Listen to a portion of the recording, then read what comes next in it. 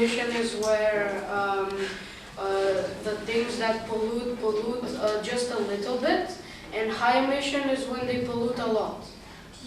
Okay, so can you give me an example, like where does the low pollution come from? For example, if it pollutes a little bit, where does it come from? From cars, transport. Okay, and if it pollutes a lot, where does it come from? Like Factories. Okay, so perfect, 1 point. 1 point? Yeah, one, because there are two things and this is no.